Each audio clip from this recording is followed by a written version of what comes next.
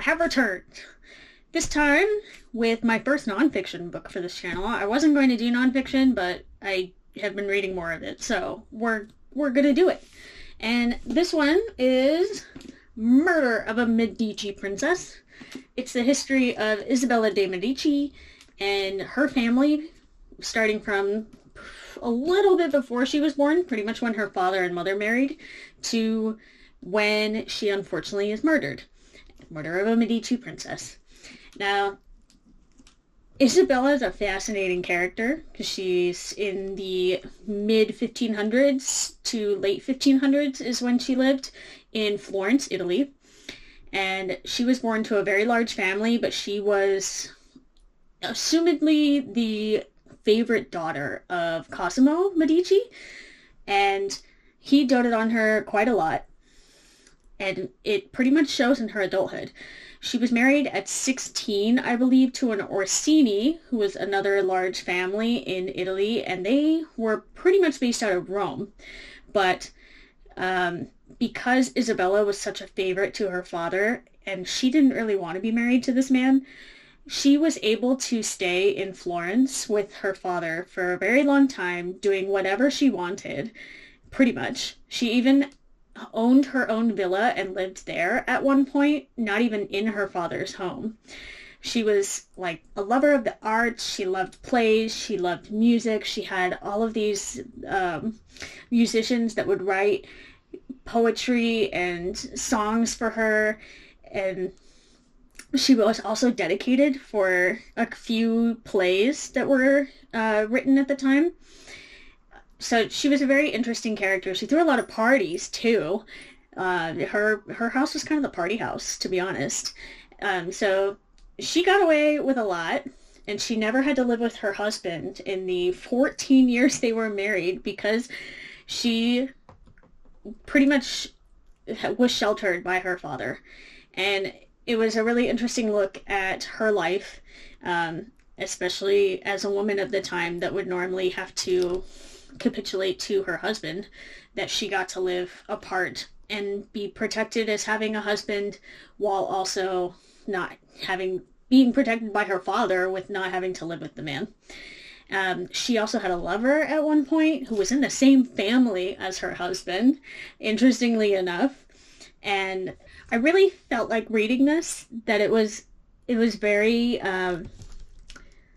very much like Bridgerton, but in Florence, Italy, with Carnival and such, and following all the intrigue and the gossip of what's happening in the city. And then it was really fun as well because we got glimpses of what survives of Isabella's letters to her husband and to some parts of her family. And it was really funny that she would just write to her husband and just be like, oh, I'm so ill, I can't go to Rome right now, or oh, my father, he needs me at this point. And she was able to get away with that attitude for 14 years. It just astonishes me that the just theatrics that she was able to put on. She did end up having 2 children with her husband, allegedly, I guess you would say. He was not convinced by the end of her life that those were his children because he very much knew that his cousin was her lover. Anyway, by the time her father dies, and this is not a spoiler because it is Murder of a Medici Princess, and it's just more interesting following her life anyway and getting those details.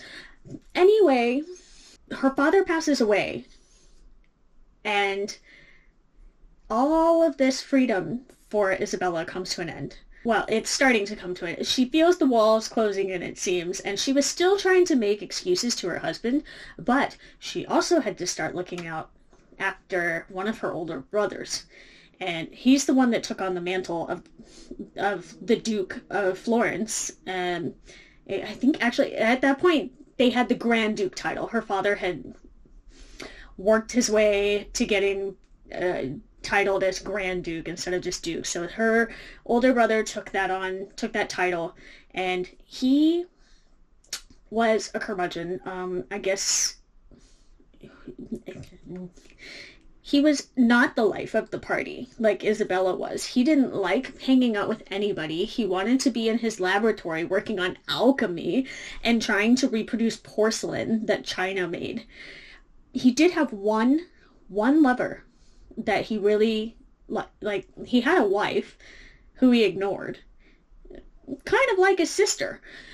But he also had a lover who supposedly brought out the best in him, and she was the only one that he had any love for at all in the entire world. So he comes down with an iron fist and he's like, Isabella, you're gonna go live with your husband, and we're not doing this anymore because this is not becoming of a Florence family, and I have like dreams and goals, and you're gonna get in the way if you aren't just shacked up with your husband and you're running around Florence doing your thing.